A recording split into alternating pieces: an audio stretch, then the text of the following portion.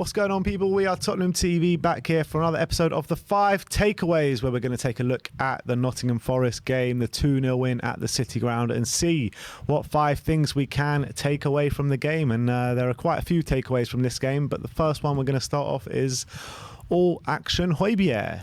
Yeah, and I thought he was absolutely brilliant, PM or Hojbjerg, throughout the game. And the stats bear out on both ends of the pitch. I thought he was fantastic. I thought he was doing some great job defensively, putting his body on the line. And he was actually going forward as well, creating chances. And the stats show that. 2 tackles, 5 interceptions. He won 6 of his 9 duels defensively. And then going forward, 3 key passes, more than anyone else. 2 dribbles, more than anyone else. 1 shot as well. And he had the most touches and the most passes out of anyone on the pitch. So a proper all-action display from Hojbjerg. I think it's time he starts getting some respect from the fan base. Yeah, look, I completely agree. I think since Conte's come in, he's been one of the most consistent performers.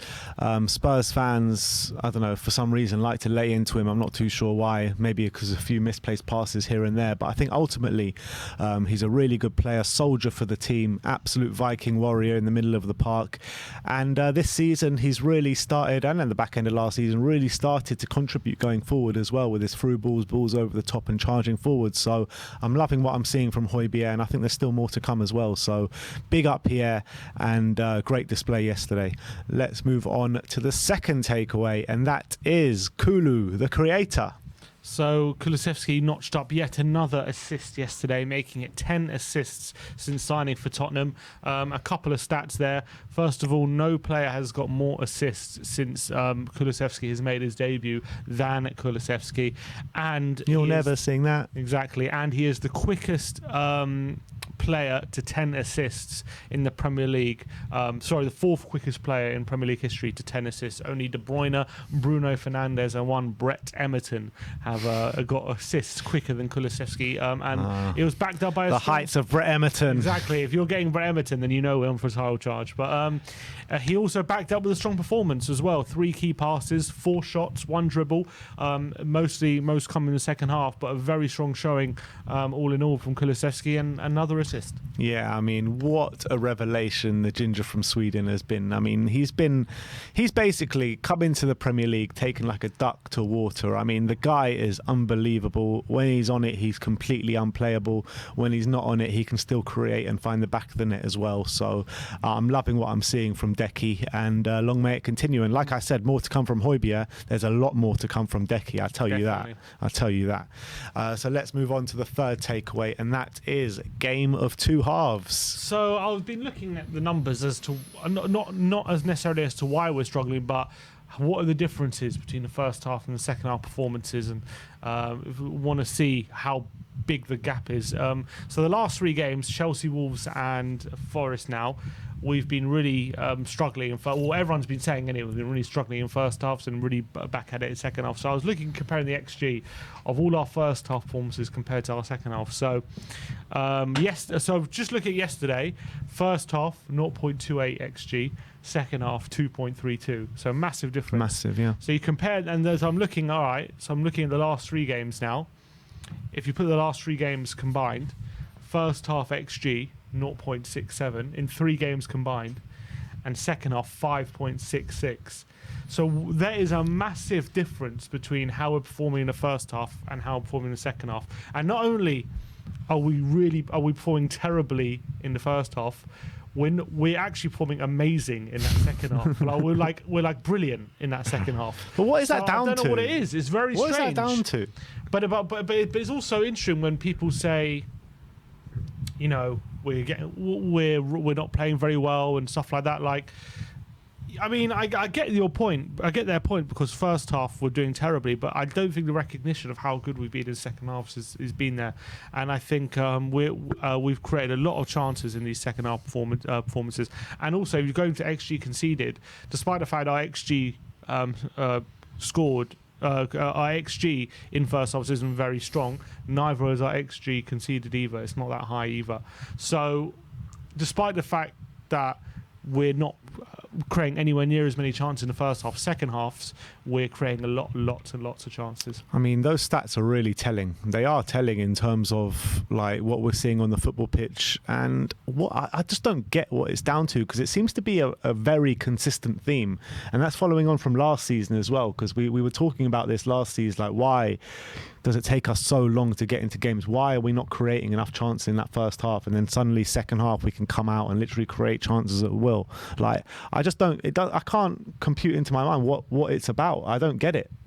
Yeah, it's very strange. I don't know, but I remember in games last season. I remember Villa away, under the cosh first half, dug deep, got through it, and then winning 4-0. I remember Newcastle at home, winning 5-1. And they won Palace at home as well. After we were drawing 1-1, and we conceded early, and we nearly we didn't have a very good first half. I ended up winning 5-1. Was it Palace at home? And we won that 3-0. I'm trying to know, there was other games. I remember Leicester at home. We weren't that convincing until the second half. We ended up winning 3-1 last season. But it's happened on a consistent basis since Conte has come in. Is it a fitness thing? Maybe in second half our fitness kicks in and we can outlast the opponent. Is it a fact that maybe Conte it gives instruction not to kind of go hell for leather straight away, kind of feel out the opponent, and then we hit them when we know their weaknesses? Is it a case of they just need to kick up the arse from Conte at half time, and then that gives them the extra bit of energy? But why can't they get going from the start? It does seem a consistent theme. Not to say that it happens every single game, but definitely this season it's been a consistent theme, and it happens more often than not. It's happened a few games last season. So, I mean, I can't put my finger on why, and that's definitely something for Conte to figure out. But definitely one thing that is encouraging is the fact that we are sorting it out mid-game, and that's not easy to do. And we do seem to get control back, and we do seem to be very good at managing games. Yeah, I just think that at one point it might bite us in the arse, and conceding a few goals in the first half, and then it might become a bit too late to catch up when we do concede. But on the flip side of that, we're not conceding too many good chances, so it's a very hard one to put your finger on. I want to know your opinions in the comment section below. Why do you think that we take time to settle into the game, and then once the second half hits, then we really start creating chances? I would like to know your opinions in the comment section below, but it baffles me, to be honest. But let's move on to the fourth takeaway, and that is Kane headers. Yeah, so it was interesting. I was looking at so Kane scored his third header in 4 games this season, 3 headers already. Now, Kane, his most ever goals with his head has been 6 in a whole season. Wow. Which was back in the 16-17 season, our last season at White Hart Lane. He scored 6 in that season. His first ever season, actually, under Poch, he scored 5 headers. Since then, last season and the season before, he only scored 4 throughout the whole season. So he's now scored 3 in 4 games. So he looks set to absolutely break that record of how many headers he scored in a season, which is interesting. Maybe, I don't know whether he's been asked to use his head more or something. He's getting more heading positions, or just I've got a little theory on it, actually. Oh, I've got a little theory. Well, it's not a little theory. It's actually Conte said it for us, plain and simple. But Conte said, I think it was in his last press conference before the Forest game, I think it was, or may have been after. I can't remember what. But he said that Harry Kane has been an unbelievable number 10 for so many years, and now under his coaching, he didn't actually say that, but under his coaching he's becoming a world-class number 9 finally, and that's what you need to do to be a world-class number 9. You need to put yourself in the box, be a focal point, and get those headers in the goal as well. Not only just use your creative skills and drop deep and spray those passes, but now he's becoming the complete number 9 and the complete number 10.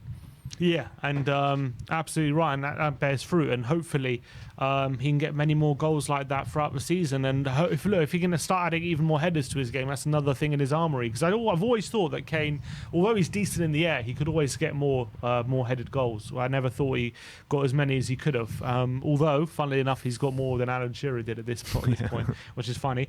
In terms of other points for Kane, first of all, a really strong performance as well from him. 3 key passes, 6 shots, 4 on target. target.